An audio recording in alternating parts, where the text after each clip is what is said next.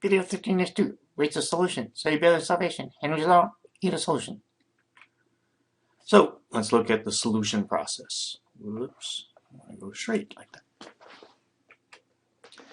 When a substance dissolves, the solute and solvent have to have attractive forces between them. If they don't, then the substance, the solute, will not dissolve. Okay, now the solute has attractive forces between other solute particles. Okay, and the solute and solvent also have to have attractive forces. These solute-solvent forces have to be stronger than the solute-solute forces, otherwise the solute will not dissolve. Okay. So solvent molecules like water basically will pull apart the solute particles out of a crystal. Okay. And what has to happen is they have to first surround it, and when this happens, they also have to not just surround it, but they have to get out of the way so that other water molecules that are not attracted to any of the solute can come in and continue the process. Okay. So when the molecule is surrounded, or when a particle of solute is surrounded by water, then we say it's hydrated. Okay. Now, not only does it dissolve, but you can also get recrystallization taking place near the surface. Just like when water evaporates, you get condensation. When you get dissolving, you also get recrystallization taking place near the surface of the solute. Okay. So here you see a sodium chloride crystal being surrounded by water, and then the water has to come and get moved away, and as it gets moved away, it pulls the ions out, so now more water molecules can come in and start surrounding the rest of the ions, and then these have to get moved out of the way, etc., etc., etc. Okay? And just because this particle dissolves doesn't mean that it couldn't also reattach itself back to the crystal again. Okay? So what actually takes place? Well, first of all, the general rule, like dissolves like. What does this mean? Okay. Well, in terms of polar and nonpolar, if the solvent is polar, it will dissolve polar solutes and also ionic compounds. So in order for you to dissolve a nonpolar solute, you have to have a nonpolar solvent. Okay. If two liquids will dissolve in each other, then we say the two liquids are miscible in each other. And if A dissolves in B, B will also dissolve in A. Okay. If the two liquids don't dissolve in each other, like oil and water, then they are immiscible. Okay. And the reason for that is one is polar, the water, and oil would be nonpolar. Okay. Now, solubility. What does solubility measure? Okay. It measures the maximum amount of substance that you can dissolve in a solvent at a specific temperature, and you also have to specify how much of the solvent you have. Okay? So an example, solubility of sugar. The amount of sugar, 204 grams, in how much solvent? 100 grams of water, and at a specific temperature, 25 degrees Celsius. If you change the temperature, you change the solubility value right here. Okay. Now, some general terms for solutions. If the solution is unsaturated, then it has less than the maximum amount of dissolved solute. Okay. One problem with this is it doesn't tell you how much. So we go back and we look at 204 grams of sugar. Okay. If you had 100 grams of water, as long as you had less than 204 grams of sugar dissolved in it, the solution is unsaturated. Okay. If it's saturated, it contains the maximum amount of dissolved solute. Okay. Now, if you put in 205 grams of sugar into the 100 grams of water, 204 grams will dissolve. Okay. And the solution is saturated because it contains the maximum.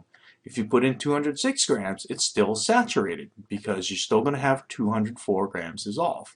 You'll have extra on the bottom. Okay? If you put in exactly 204 grams, it's still saturated. It contains the maximum amount.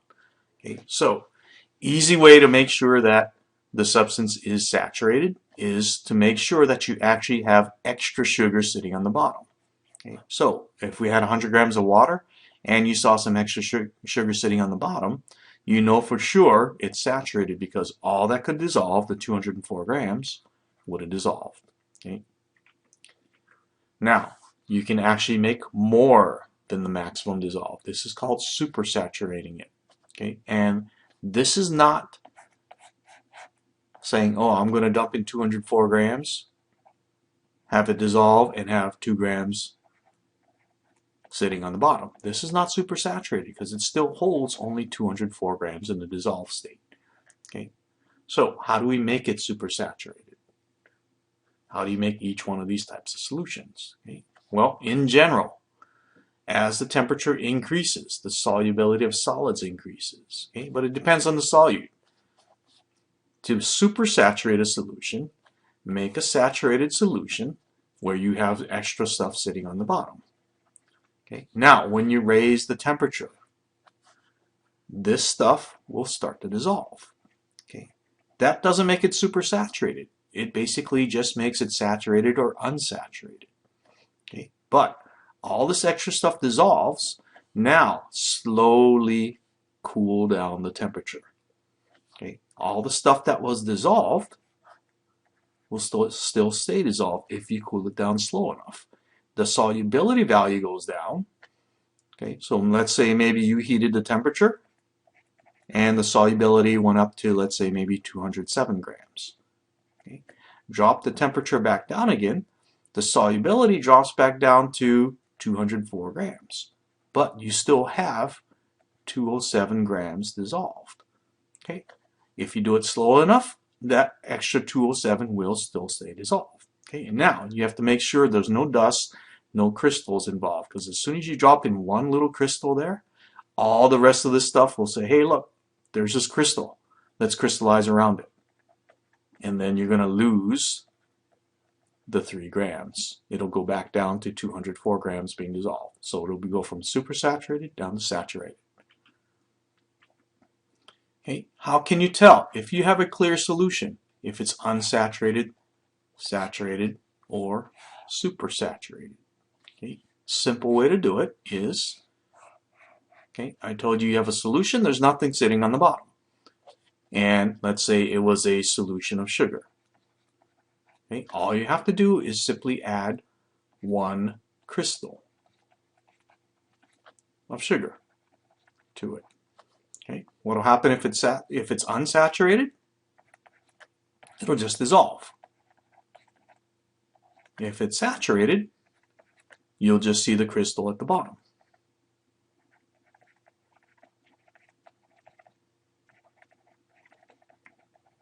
And if it's supersaturated, you're going to destabilize it, and then you're going to see lots of crystals forming around that 1 crystal. Okay, they call that a seed crystal.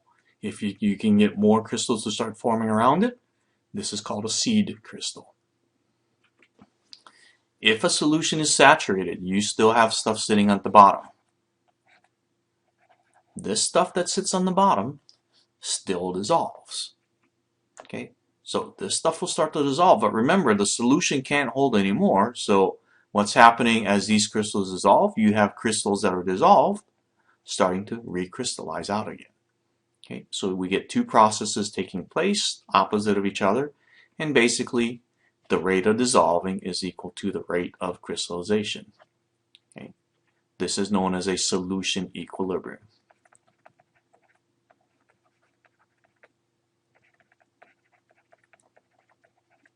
Okay, and the amount that's dissolved, the amount that stays on the bottom will not change, but both processes do still keep occurring.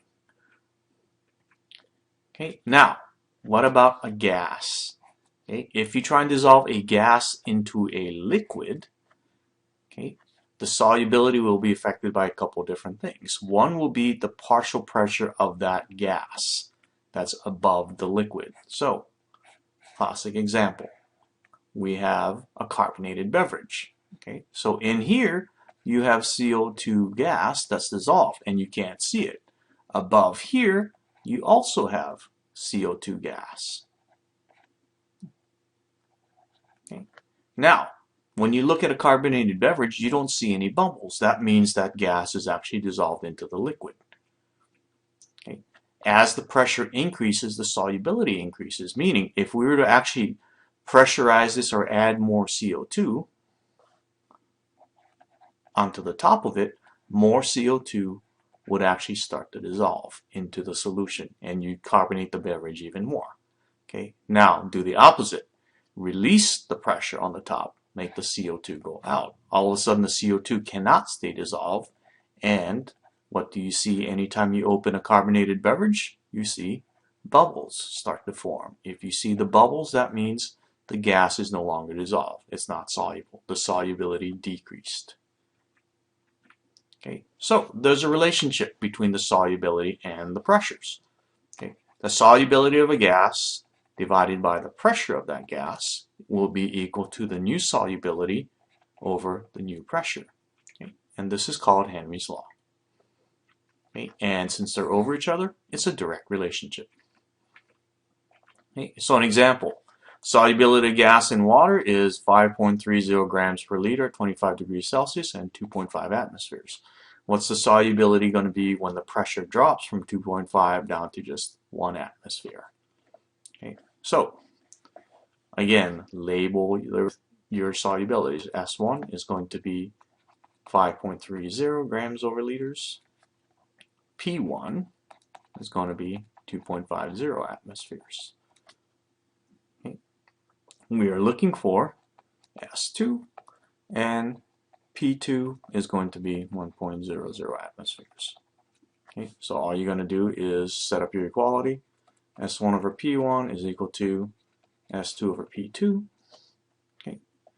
And let's rearrange it. We're solving for S2, so rearrange the equation. S2 is equal to S1 times P2 over P1.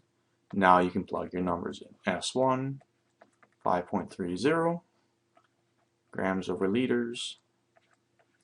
P2, 1.00 atmospheres over P1, 2.50 atmospheres.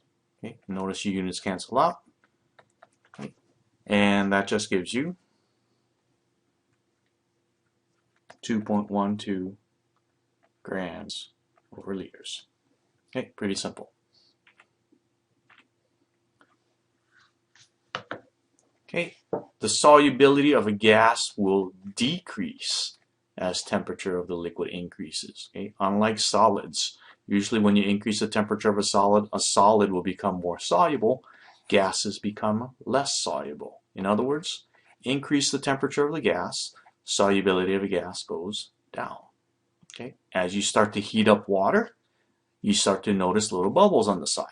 Okay, these little bubbles that you see forming on the side of the liquid are not really water vapor first. Okay, these actually happen to be dissolved oxygen or dissolved air, gases, nitrogen, oxygen, etc.